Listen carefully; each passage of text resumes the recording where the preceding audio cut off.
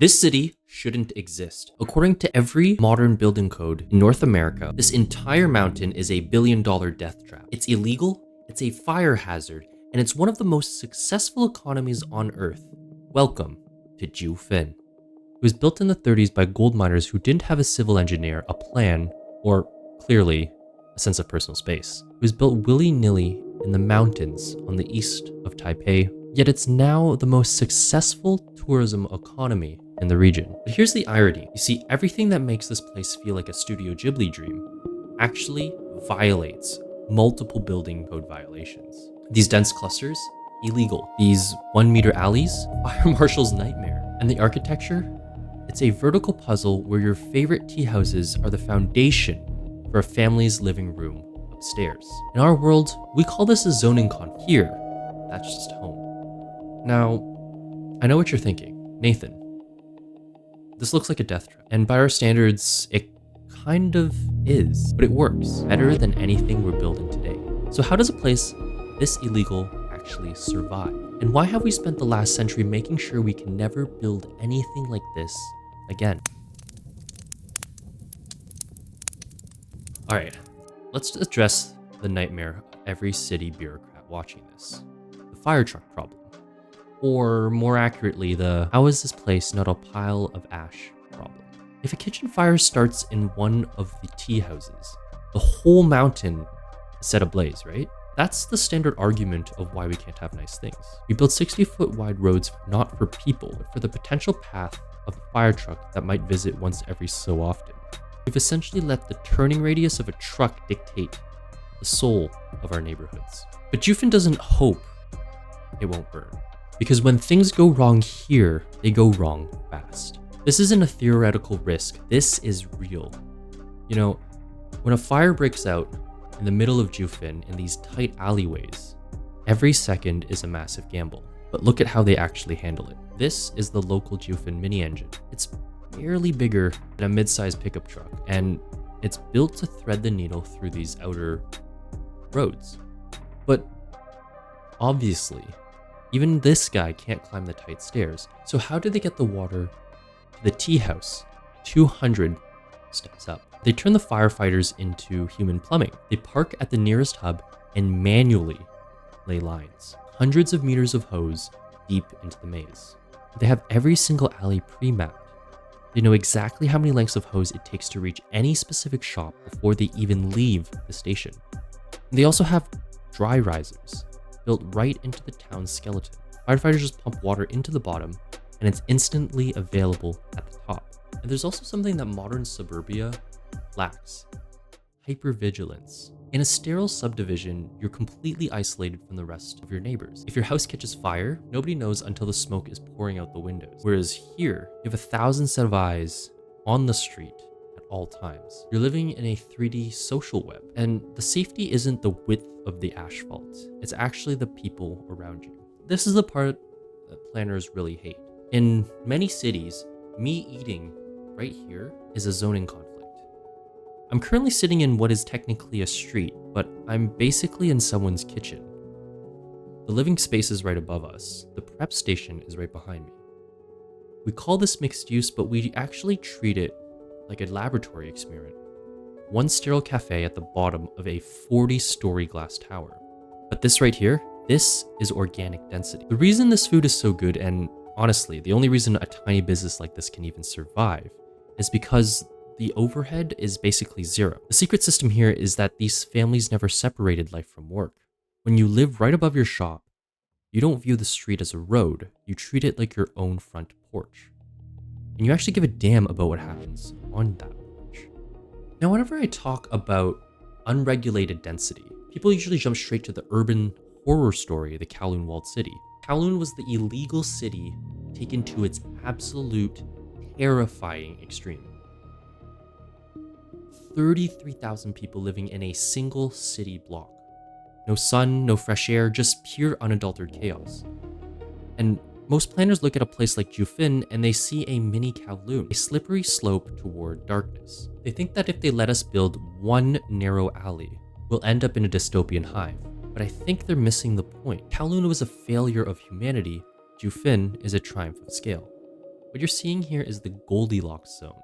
No, it's tight enough to feel like a dream, but still open enough to breathe. See, the miners weren't stacking boxes. They followed what's called emergent order. They followed the wind, the water, and the view. Kowloon, on the other hand, was a prison. But Jiufen, it's a garden that just happens to be made of brick and tea houses.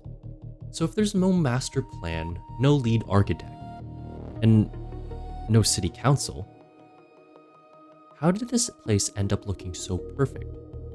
Planners love to use the word willy-nilly to describe places like this. They see the lack of a grid and assume it's just chaos, pure anarchy. But if you look closer, Jiufen isn't chaotic, it's efficient. The gold miners who built this were essentially using a human-scale algorithm. They didn't have the technology to flatten the mountain, so they had to listen to it. They put their ears to the main old street, following the natural contour of the ridge because that's the path of least resistance. The stairs follow the natural water runoff. In modern cities, we spend millions to make the land conform to our 90-degree grid. We blast rock and force nature to obey the master plan. In Jiufen, they did the opposite. They bent the architecture to fit the land. It's the same logic birds use to fly in a flock. Nobody's in charge, yet everyone is following a hidden set of rules. Build where the ground is solid. Face the house toward the sea breeze. Leave enough room for a neighbor to pass with a lantern. When you follow the land instead of a legal document, you get the Ghibli Magic. It's better engineered than half the subdivisions in North America. Now I know what you're thinking. Nathan, big cities have millions of people. You can't build like this for a major population. But have you ever actually looked at where our space is going? A standard quiet residential road in North America is about 12 meters wide. You've got 2 lanes for driving, but most of that asphalt is actually dedicated to 2 lanes of street parking. Think about that. The majority of our public streets are actually just free parking lots for private property. We've surrendered the most valuable land in the city so that people can park their metal boxes for 23 hours a day. That small street is still 5 times wider than the alley I'm standing in right now. In the space of one typical city block, you could fit 3 or 4 Jiufen-style alleys. You could fit 10 times the housing and 3 more cafes, all while making it feel more walkable.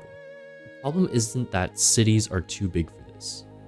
It's that we've used our space so inefficiently that we think 12 meters is too narrow. Look at Tokyo, or parts of Montreal.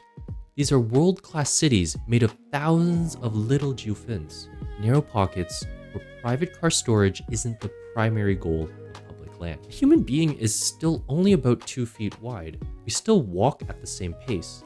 By insisting our streets stay wide enough to store cars, we're essentially saying we're too afraid to build for the human instead of the machine. Now I have to be honest with you. There is one rule back home that Jiufen fails miserably. Accessibility. If you're in a wheelchair, or if you're pushing a double-wide stroller, Jiufen isn't a dream. Quite the opposite. Back home, our building codes are obsessed with universal access. On paper, that's a beautiful, noble goal. And who could argue with that? But here's the paradox. To make a city 100% accessible in that specific style, you usually end up needing massive elevators, giant parking lots, and wide flat expanses of concrete. So you end up with this strip mall.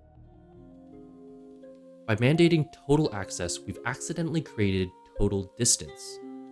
We've built cities so spread out that you need a car just to get to the accessible sidewalk.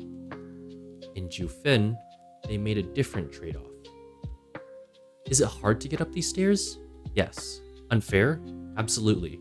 But because the density is so high, the people who do live here have everything they need within a 5-minute walk. And for the things that can't be walked, the secret system adapts. I saw 70-year-old grandmas fitter than myself walking these stairs every single day. You see specialized delivery guys balancing refrigerators on their backs. I'm not saying we should get rid of the accessibility acts, But we have to ask ourselves, have we regulated ourselves into a corner where the only legal environment is one that is so flat and so spread out that it has no soul left? So where does that leave us? We're told that the way we build back home is the only way, that 12-meter roads, massive parking minimums, and strict zoning are the price we have to pay for safety and progress. We've been convinced that magic places like this are just a historical accident and that we can't afford to repeat. But after walking these stairs, eating in these illegal kitchens, and seeing how this death trap actually functions, I don't buy it. Jiufen isn't successful despite the narrow alleys and its vertical chaos. It's successful because of them. It's a place built by humans for humans at a scale the human heart understands. You know, we've spent the last century designing the magic out of our lives in exchange for the certainty that suburbs offer. We built cities where you can't walk to get milk, where you don't know your neighbors, and where the most prominent feature of our public space is a place to store your car. The illegal city of Jiufen reminds us that there's another way. We can choose density that breathes. We can choose safety that's social instead of just structural. And we can choose to build places that feel like a dream. I'm not saying we should all move to the side of a mountain, but maybe, just maybe, we should stop being so afraid of a narrow street. Because at the end of the day, I'd rather live in a violation that feels like a home than live in a perfect structural city that feels like a parking lot. Thanks for watching. I'll see you in the next alley.